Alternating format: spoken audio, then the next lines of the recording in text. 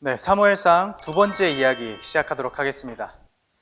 네, 지난주에 저희는 사무엘과 엘리 제사장 가문을 서로 비교하면서 우리는 어떤 삶을 살아가야 하는지에 대해서 우리가 알아보는 시간을 한번 가졌습니다. 오늘도 이와 비슷한 내용을 함께 살펴볼 텐데요. 지난주에도 말씀드렸다시피 사무엘상의 저자는 의인과 악인을 서로 대조시키면서 비교하는 구조를 취하여 이야기를 풀어나간다고 그렇게 말을 했었죠. 저번 주는 사무엘과 엘리 제사장 가문의 비교였다면 오늘은 사울과 다윗의 삶이 비교되면서 이야기가 진행되어 나갑니다.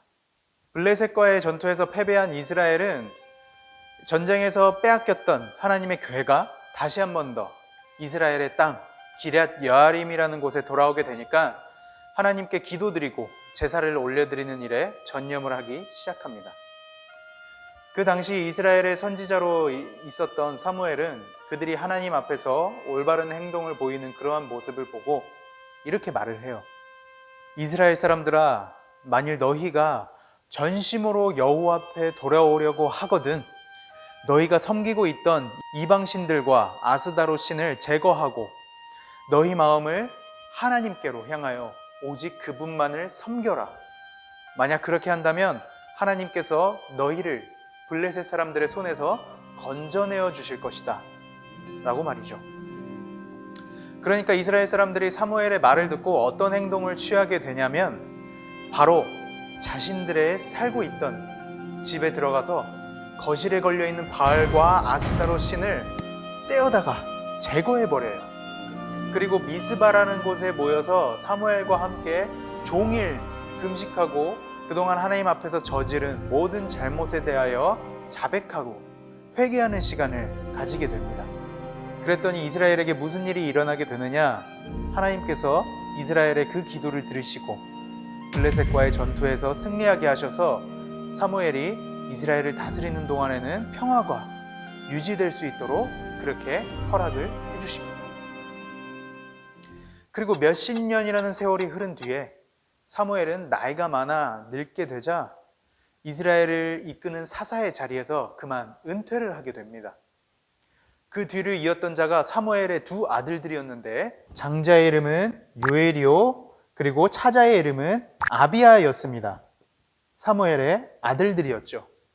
그런데 이 두 아들들은 사무엘의 행위를 따르지 않았어요.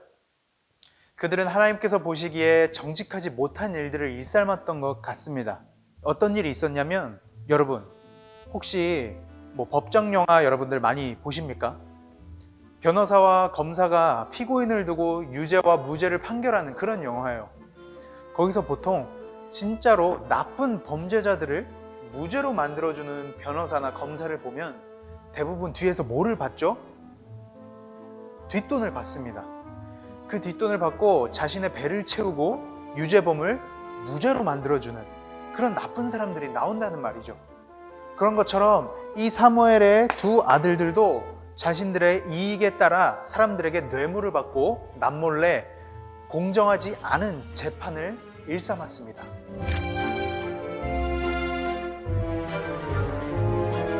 그러니까 이스라엘의 장로들이 이제 걱정이 되기 시작하는 거예요. 그래서 사무엘을 찾아가죠. 가서 뭐라고 얘기를 했냐면 보세요. 당신은 늙었고 당신의 아들들은 당신의 행위를 따르지 않습니다. 그러니까 우리도 다른 나라처럼 나라를 다스리는 왕을 세워서 우리를 다스리게 해주세요 라고 말하는 겁니다. 사무엘이 이 말을 듣고 너무 기가 막히고 기분이 나쁜 거예요. 아니 지금 이스라엘이 버틸 수 있었던 이유가 하나님께서 우리의 왕이 되어주셨기 때문인데 다른 나라처럼 왕을 세워주시다뇨 하나님을 버리라는 말입니까? 라는 마음을 품고 이제 하나님께 기도를 하러 갑니다. 그랬더니 하나님께서 뭐라고 말씀하시냐면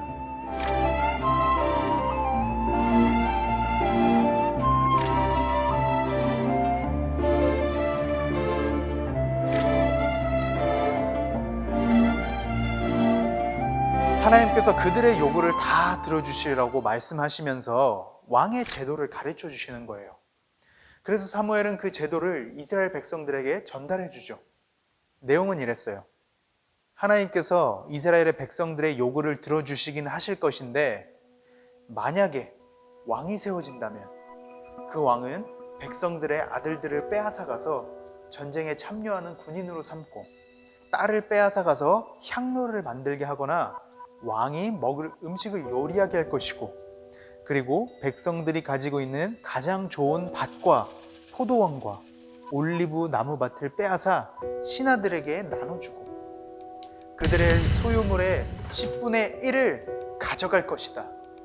백성들은 스스로 왕의 종이 되어서 그들이 뽑은 왕 때문에 울부짖게 될 것이나 아무리 울부짖어도 그들은 이미 하나님을 버렸기 때문에 하나님께서도 그 울부짖음에 대답하시지 않을 것이라는 내용이었습니다. 그러나 시련을 겪어보지 않고는 고통을 모른다라는 말이 있듯이 이스라엘의 사람들은 왕의 통치를 받아본 적이 없었던 사람들이었기 때문에 그 통치가 이스라엘을 얼마나 괴롭게 할 것인지 전혀 몰랐습니다. 그래서 사무엘의 말을 듣기를 거절하고 다시 한 번 더 우리도 다른 나라들처럼 왕을 세우고 그 왕이 우리를 다스리고 우리와 함께 싸워야 한다라고 이렇게 말을 하는 겁니다. 그렇게 이스라엘의 요구대로 세워진 왕이 바로 이 사울이라는 이름을 가진 왕이었고, 이때부터 이스라엘은 하나님께서 직접 통치하시는 직접 통치가 아니라 왕을 통하여 통치하시는 간접적인 통치의 체제로 바뀌게 되면서 본격적으로 사울 왕의 이야기가 시작이 됩니다. 성경을 보면 사울 왕의 외모에 대해서 기록해 놓은 구절이 있는데, 먼저 그는 베냐민 지파고 모든 이스라엘 사람들 중에서 가장 잘생겼는데 키가 얼마나 했냐면 보통 사람들보다 어깨 위만큼은 더 컸다고 그렇게 기록이 되어 있습니다. 굉장히 외모가 뛰어난 사람이었던 것이죠. 그렇게 외모가 출중하고 키도 큰 청년이 아버지가 암나귀들을 잃어버리자 어떤 일을 하게 되냐면은 아버지를 대신해서 그 암나귀를 찾으러 나가는 그런 효도를 아버지를 위해서 하게 됩니다. 그래서 이스라엘 이곳저곳을 다 돌아다녀요. 그런데 아무리 돌아다녀도 암나귀를 찾을 수가 없는 거예요. 그래서 이렇게까지 내가 오랫동안 돌아가지 않으면 아버지께서 나를 걱정하시겠구나 라는 생각에 돌아가려고 하는데, 갑자기 함께 있던 종이 말하기를 이 근처에 백성들이 존경하는 선지자가 한 분 계시는데 그분이 말한 것들은 모두 다 이루어진다고 합니다. 우리가 가서 그 선지자에게 물어본다면 우리가 찾는 나귀를 찾아줄 수도 있지 않겠습니까? 그랬더니 사울이 그렇지만 그 사람에게 우리가 무엇을 드리지? 우리 가방에는 지금 음식도 없고 그 사람에게 드릴 선물도 없지 않은가? 라는 거예요. 그래서 또다시 종이 보십시오. 저에게는 이 4분의 1만큼의 세겔이 있습니다. 이것을 하나님의 사람에게 드리십시오. 그러면 그 사람이 우리 나귀를 찾아줄 것입니다. 라고 합니다. 그래서 사울이 좋아, 가보자! 하고 여기저기 수소문을 하다가 드디어 이 선지자가 있는 성읍에 딱 도착을 하게 됩니다. 도착을 해서 보니까 사람들이 하나님께 제사를 올려드리기 위해서 막 분주하게 움직이고 있는 거예요. 그래도 선지자가 어디 있는지는 이 사울이 알아야 찾아갈 수가 있으니까 성문 곁에 이렇게 서 있던 사람에게 다가가서 질문을 합니다. 저기 혹시 이곳에 유명한 선지자가 한 분 사신다고 하시던데 어디로 가야 그분을 만날 수 있습니까? 라고 물어보니까 그 사람이 대답하기를 당신이 찾는 선지자가 바로 접니다 라고 말하는 겁니다. 그 사람은 바로 우리에게는 너무나도 익숙한 사무엘이었어요. 그래서 사울이 깜짝 놀라죠. 그 모습을 본 사무엘은 사울에게 함께 식사를 할 것을 요청합니다. 갑자기. 그리고 이렇게 말을 해요. 3일 전에 잃어버렸던 암나귀요? 걱정하지 마세요. 그 암나귀들은 이미 찾았습니다. 그런데 지금은 그게 중요한 게 아니라 빨리 오세요. 이스라엘은 지금 당신과 당신 아버지의 온 집안을 원하고 있습니다. 그러면서 사울과 사울의 종을 함께 객실로 인도한 다음에 모든 사람들의 이목을 집중시키는 상석에 앉히게 되는데, 그곳에 함께 앉아있던 사람이 총 30명 가량이었고 사울의 앞에 최고의 요리들이 하나 둘씩 즐비하기 시작하는 겁니다. 그래서 그때까지 이렇게 벙쪄있던 사울이 정신을 번쩍 차리고 사무엘에게 이렇게 말해요. 사실 이 내용은 사울이 사무엘을 처음 만났을 때 나오는 내용인데 여러분들의 이해를 돕기 위해서 순서를 잠깐 바꿔봤습니다. 뭐라고 말하냐면, 아니, 저는 이스라엘 지파 중에서도 가장 작은 베냐민 지파가 아닙니까? 저희 가족은 그 작은 베냐민 지파에서도 가장 작은 가족에 속하는데 당신이 어찌하여 나에게 이렇게 좋은 대우를 해줍니까? 어찌하여 이스라엘의 모든 사람들이 저와 저의 집안을 원한다고 말씀하십니까? 그랬더니 사무엘이 어서 음식을 먼저 드세요. 제가 여기 있는 손님들을 초대하기 전부터 당신을 위한 이 음식들을 마련해 놓았습니다. 그래서 사울이 그 음식들을 다 먹고 난 후에 늦은 시간이 되었던 것 같아요. 늦은 시간이 되었으니까 사울은 곧바로 아버지가 계시는 집으로 향한 것이 아니라 사무엘의 집에서 하룻밤을 머물게 됩니다. 그때 밤하늘의 별과 밝게 빛나는 달 아래에서 시원한 바람을 맞으며 풀네음을 맡으며 사무엘과 사울은 집 지붕 위로 올라가 담화를 나누게 됩니다.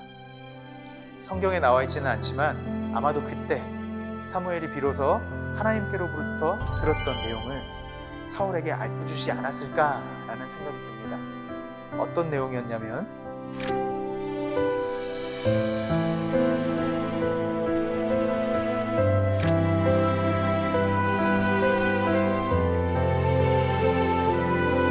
그래서 사무엘이 사울을 보자마자 그의 모든 처지에 대해서 알고 있었던 것이고 이스라엘의 왕이 될 사람이라는 사실을 알고 왕처럼 대접을 해주었던 것입니다.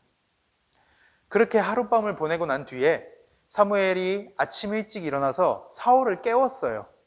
그리고는 이스라엘의 왕으로 임명하기 위해서 하나님께서 명령하신 대로 기름을 준비해다가 사울의 머리에 부어주고 떠나보내면서 사울이 집으로 돌아갈 때 일어날 일에 대해서 다 예언을 해줍니다.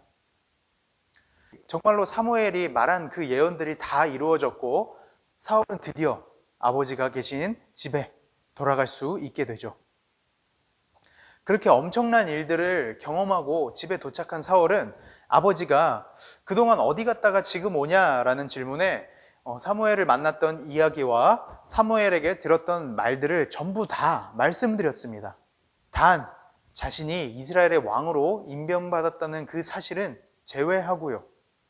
그렇게 며칠이 흐른 뒤에 사무엘은 이스라엘 백성을 미스바라는 지역에 모이도록 불러들입니다.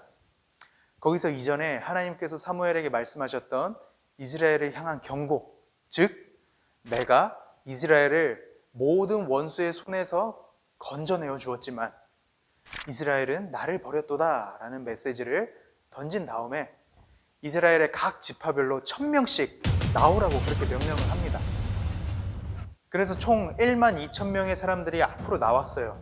그랬더니 사무엘이 12지파 중에 제비를 뽑았더니 베냐민 지파가 뽑혔고 그 안에서 또 제비를 뽑으니 미드라라는 가족이 뽑혔고 그 안에서 또 뽑으니 기스의 아들 사울이 뽑히게 되었습니다.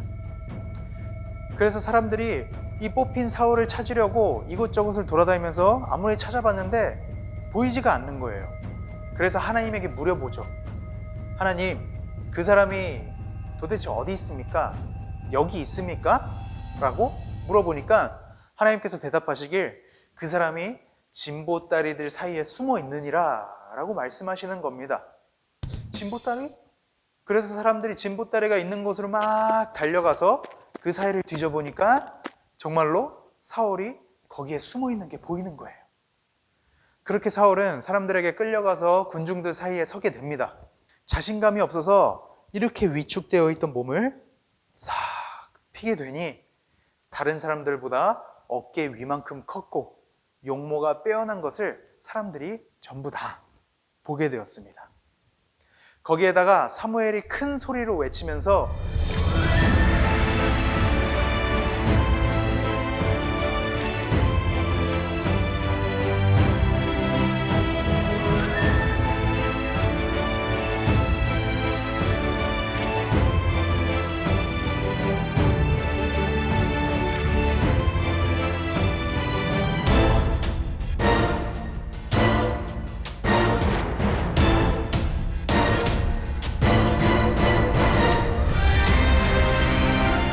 오히려 이런 불량배들이 사울을 옹호하고 지지하는 사람들보다 훨씬 더 많은 심정이었죠.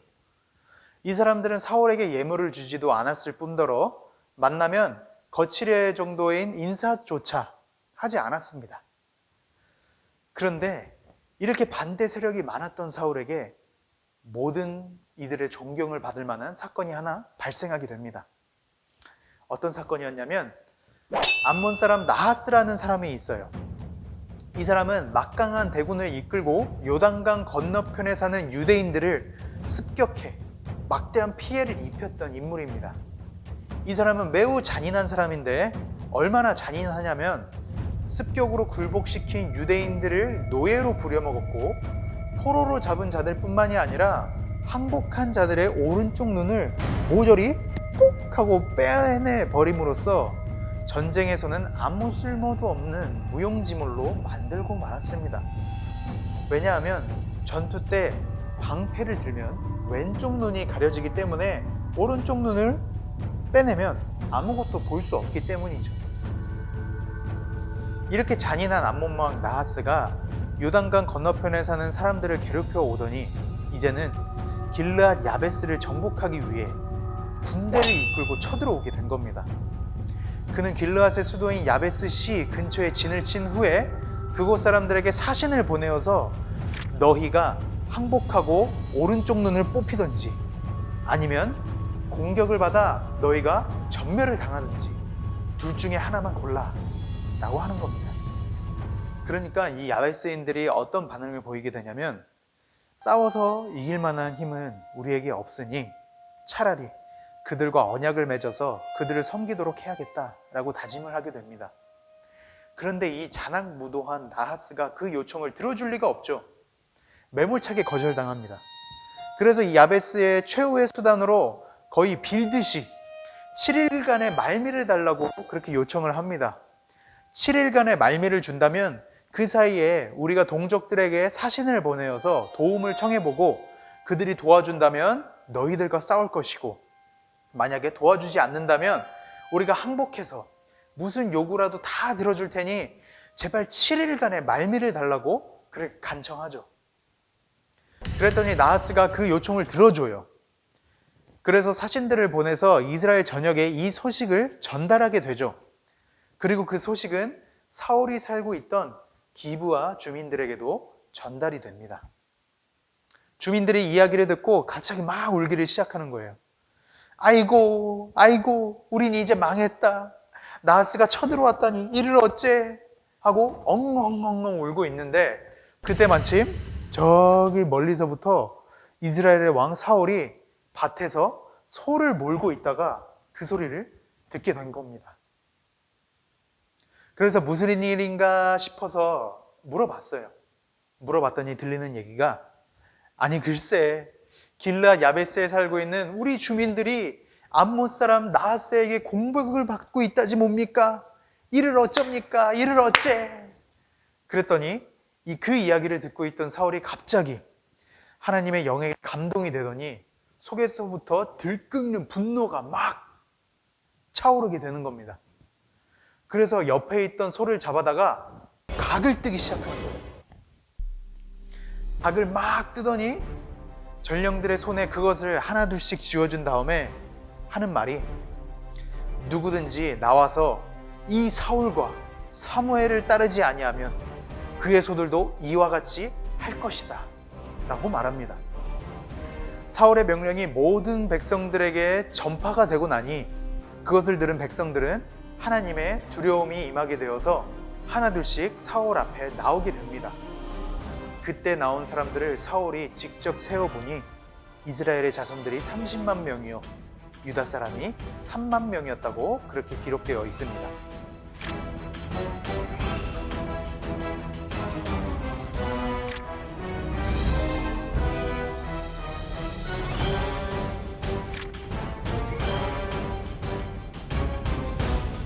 그렇게 총 33만의 대군을 이끌고 야베스를 포위하고 있는 암몬 군대를 향해 진군을 하게 돼요.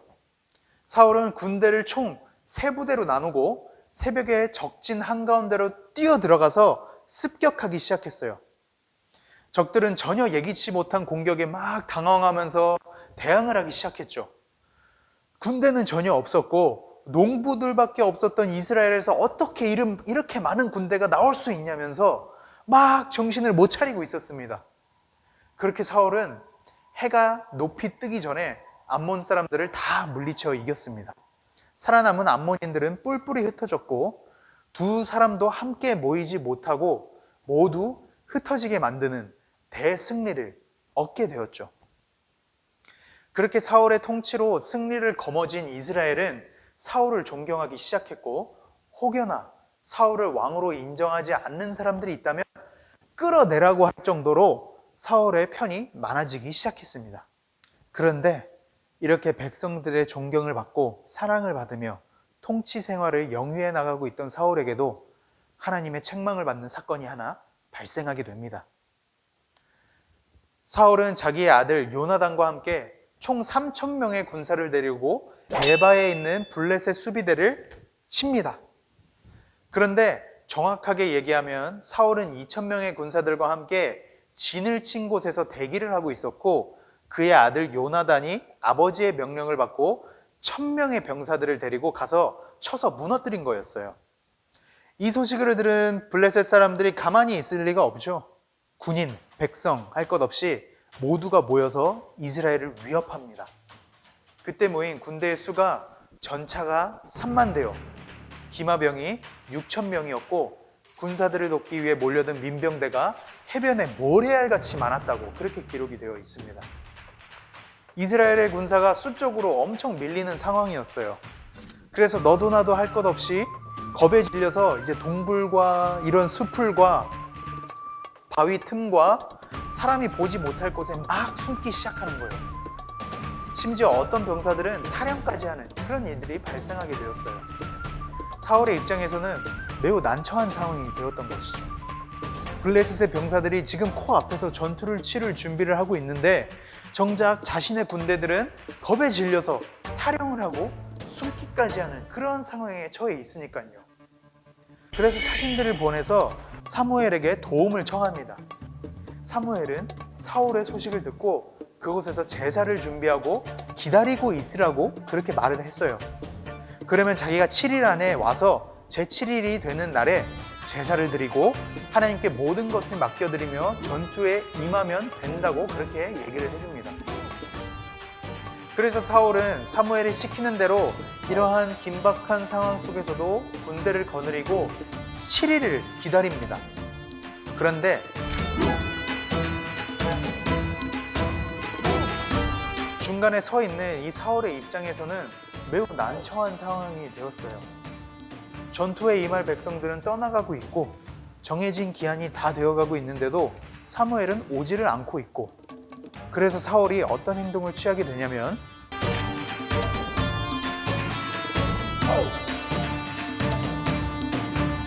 그런데 그때 번제 드리기를 마치자마자 사무엘이 도착하게 된 거예요. 그 광경을 보고 아니 지금 왕이 무슨 일을 행하시는 겁니까? 내가 분명히 정한 기한까지 기다리라고 했지 않습니까? 라면서 뭐라고 하는 거예요. 그러니까 사울이 변명을 하기 시작하죠. 아니 백성들이 내게서 흩어지고 있고 당신은 정한 날 안에 오지도 않았는데 저기 있는 블레셋 대군들은 지금 당장이라도 공격해올 것처럼 으르렁거리고 있으니 내가 어쩔 수 없이 먼저 번제를 드렸습니다. 그러니까 사무엘이 한숨을 푹 쉬면서 당신은 바보 같은 짓을 했어요. 당신은 하나님의 명령에 순종하지도 않았고 오직 제사장만이 하나님께 드릴 수 있는 번제를 당신 스스로 하나님께 드렸어요. 만일 당신이 하나님께 순종했더라면 하나님께서는 이스라엘에 당신의 나라를 영원토록 견고하게 세우셨을 텐데 당신은 그렇게 하지 않았으니 이제 당신의 나라는 더 이상 이어지지 않을 것이에요 라고 책망하면서 하나님의 마음은 이미 사울에게서 떠났고 이제는 다른 사람에게 임하셔서 그 사람이 이스라엘의 왕이 될 것이라고 말합니다. 사실 사울은 처음 전쟁에서 승리하면서부터 하나님의 은총을 받아 백성들에게 사랑과 존경을 한 몸에 얻게 된 사람입니다. 그러나 그렇게 오랜 세월이 흐르자 그는 점점 자신이 이렇게 될 수 있었던 이유를 잊어버리기 시작했어요. 성경에 나와 있지는 않지만 아마도 어쩌다 한 번씩은 하나님과 하나님의 일을 하는 선지자들에게 엄격하고 철저하게 복종하지 않는 적이 있었던 것 같습니다. 그래서 사무엘은 사울을 시험해보기 위해서 일부러 정해진 기간이 꽉 찰 때까지 기다렸던 것이고, 과연 사울이 긴박한 상황 속에서도 하나님의 명령에 순종하는 태도를 보일 것인가를 기다리고 지켜보고 있었던 것 같습니다. 그런데 아니나 다를까 사울은 하나님의 명령에 불순종하고 오로지 제사장만을 통해서만이 드려질 수 있는 번제를 자신이 직접 나서서 드리게 되는 범죄를 하나님 앞에 행하게 되죠. 그의 이러한 행동은 하나님 앞에서 하나님의 명령에 불순종한 것뿐만을 가리키는 것이 아니라 하나님께 올려드리는 예배를 멸시하는 행위이기까지도 했습니다. 에이, 까짓것, 그 번제 내가 드리면 되지 라는 생각이 있었던 거예요. 따라서 우리가 사울의 이러한 사건을 통해서 배울 수 있는 것이 무엇이냐면, 어떠한 긴급한 상황에 처해 있든지 간에 언제나 약속을 지키시고 우리에게 신실하신 하나님을 믿어야 한다는 것입니다. 어쩌면 이 긴급한 상황이라는 것은 궁지에 몰려있는 상황이라고도 설명을 할 수가 있을 것 같아요. 궁지에 몰린 상황, 아무런 대책도 없고 빠져나갈 구멍조차 없는 그런 상태를 말하는 것이죠. 예를 들어서 우리가 앞으로 무슨 일을 하며 살아가야 할지 전혀 모르고 갈피를 잡지 못할 때, 그때도 뭔가 궁지에 몰린 것 같은 느낌이 들기도 하죠. 그리고 누군가의 관계가 온전치 못할 때, 그 사람만 보면 걱정이 앞서가고 스트레스가 쌓일 때 등등등등, 우리 인생 속에서 겪을 수 있을 만한 모든 어려움들이 궁지에 몰린 상태라고 말을 할 수가 있습니다. 성경은 사울의 이 사건을 통해서 우리가 그러한 궁지에 몰린 상황에 처해 있을 때 하나님을 바라보고 하나님을 믿으라고 말을 해주고 있는 것입니다.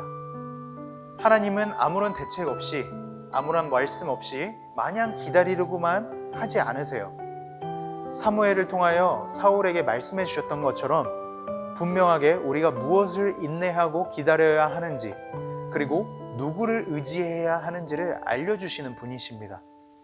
그래서 누구를 의지해야 한다고요? 바로 하나님의 말씀, 그리고 하나님 그 자체를 우리가 의지해야 한다는 사실이죠. 그러려면 우리가 하나님이 어떤 분이신지 아는 것이 참 중요합니다. 우리가 하나님을 아는 것만큼 우리가 믿을 수가 있는 것이거든요.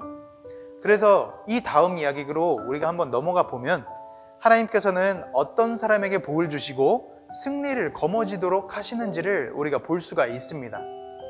이 사울의 사건이 있은 후에 누가 등장을 하게 되냐면, 사울의 아들 요나단이 이야기의 중심에 오르게 됩니다. 이 요나단이라는 사람은 전사님이 사무엘상 이야기 중에서 다윗 다음으로 좋아하는 인물인데요. 왜냐하면 싸움도 매우 잘하고, 그리고 위기에 처해 있는 다윗을 목숨을 다해서 도와주는 아주 멋있는 사람이기 때문이에요. 해변에 모래알처럼 많던 블레셋 군대에 비해 사울의 군대는 600명 정도밖에 되지 않았습니다. 그리고 이스라엘에는 무기를 만드는 대장장이가 한 명도 없었기 때문에 사울과 요나단을 제외한 모든 군사들이 들고 있었던 무기는 전부 삽이나 도끼, 그리고 곡괭이밖에 없었죠. 심지어 그것들이 무뎌져서 날을 갈기 위해서 찾아갔던 곳이 바로 블레셋이었어요.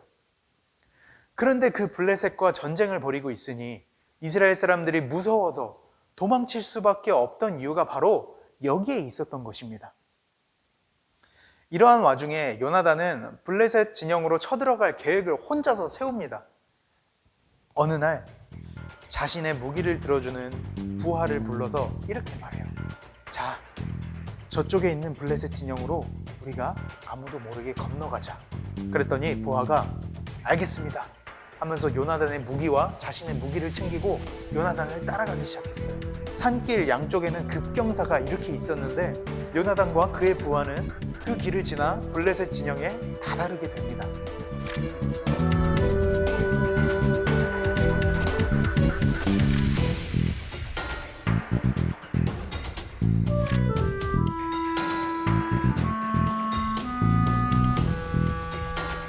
그리고 그 진영을 바라보면서 심호흡을 한번 후 하고 이렇게 말을 해요.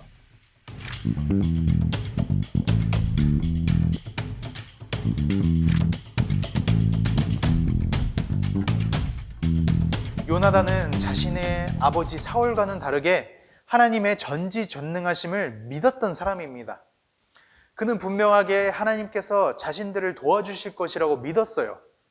자신들은 겨우 2명밖에 불과하지 않는 숫자였음에도 불구하고 블레셋 사람들에 비해 자신들이 들고 있는 무기도 하찮은 수준에 불과했지만 그는 하나님을 믿었기 때문에 용감하게 블레셋 진영에 들어갈 수가 있었던 것이죠. 블레셋 진영으로 이렇게 걸어 올라가면서 요나단은 부하에게 이렇게 말을 합니다.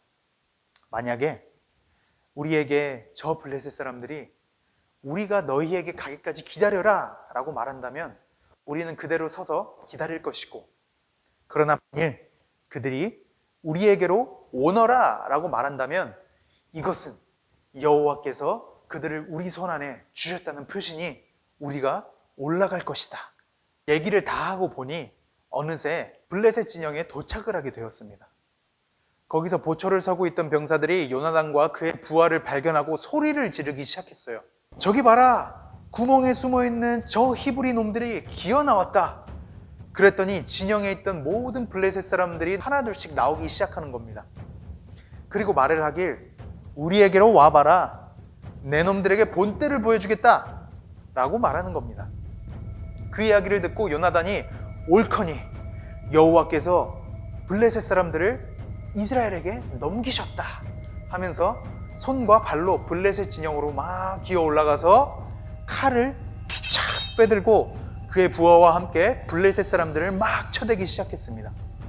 그때 둘이서 죽인 블레셋 사람들의 수가 약 20명 가량이었고, 블레셋 사람들은 그 시체를 보면서 모든 군대가 공포에 떨었더니 땅이 진동하면서 큰 울림을 이루어냈다고 합니다. 그때 사울이 보냈던 정찰병이 블레셋 진영을 이렇게 쫙 둘러보더니 군대가 공포에 질려서 이리저리 흩어지기 시작하는 것을 발견하게 된 거예요. 그래서 사울에게 가서 그 소식을 전달하게 되죠. 사울은 그 소식을 듣고 혹여나 우리 중에서 누가 나갔는지 알아보라고 이렇게 부하들에게 명령을 했더니 요나단과 요나단의 부하가 없어졌다는 보고를 받게 되었습니다. 그래서 사울은 요나단이 한 일이라는 사실을 깨닫고 그 절호의 기회를 놓치지 않고 하나님의 궤를 가져오라고 명령을 하죠. 그리고 그 궤를 들고 블레셋 진영으로 가서 보니까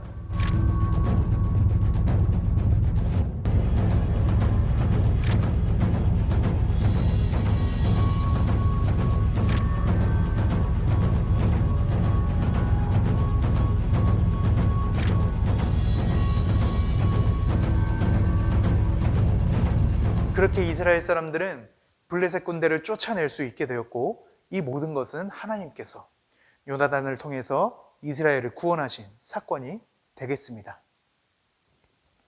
이후에 하나님께 버림을 받은 사울은 점점 지략이 떨어져서 백성들을 고생시키는 일을 하게 되지만 그의 아들 요나단 덕분에 전쟁에서 승리하는 일을 자주 겪을 수 있게 됩니다. 그러다가 결국에는 다시 한 번 더 하나님의 명령에 불순종하고 자신의 욕망을 채우려고 아말렉인들을 노예로 삼고 전림품을 빼앗는 그런 사건이 발생하게 되죠. 그래서 사울은 사무엘에게 다시 한 번 더 또 똑같은 책망을 받게 되고, 그때 사무엘의 입에서 그 유명한 말이 나오게 되죠. 어떤 말이냐면, 순종이 제사보다 낫고 듣는 것이 수장의 기름보다 나으니.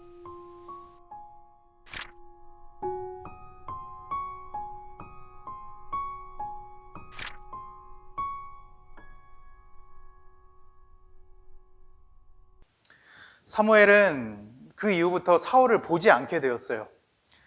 사울을 위해서 하나님 앞에서 슬퍼하게 되었습니다.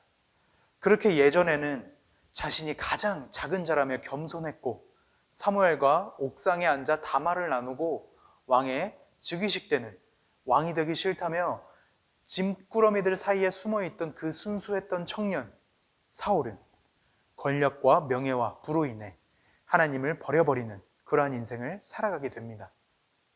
하지만 이때 하나님께서는 저기 이스라엘 베들레헴 어느 푸른 풀밭에서 수금을 튕기며 하나님을 찬양하고 한 마리의 어린 양마저 소중하게 여기는 하나님을 사랑하는 어느 한 소년을 이스라엘의 왕으로 준비시키고 계셨습니다.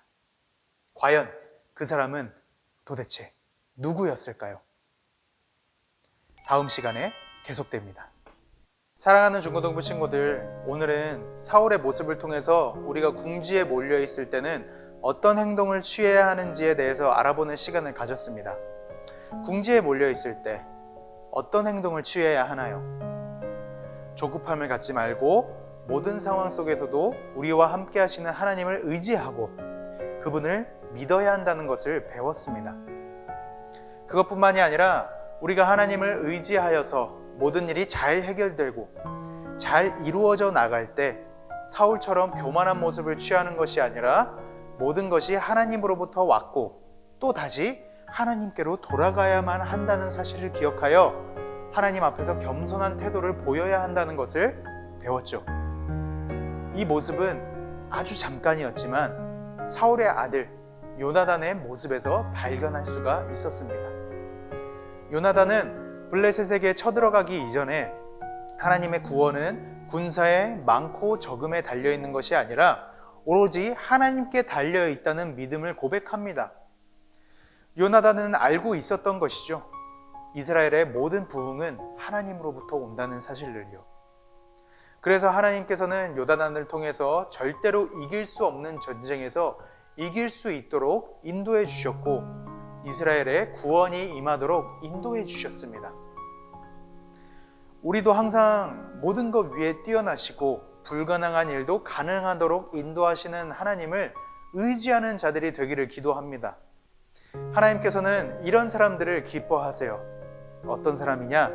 사무엘이 말했던 것처럼 하나님께 순종하는 사람, 그리고 하나님께 마음이 없는 예배를 많이 올려드리는 사람보다 드리는 예배가 초라할지라도 그 마음속에 하나님을 진심으로 사랑하고 있는 사람을 기뻐하십니다. 여러분은 어떤 사람이 되고 싶은가요? 하나님께서 기뻐하는 사람인가요? 아니면 하나님께 책망을 받는 그런 사람인가요? 지금까지 사울의 이야기였습니다.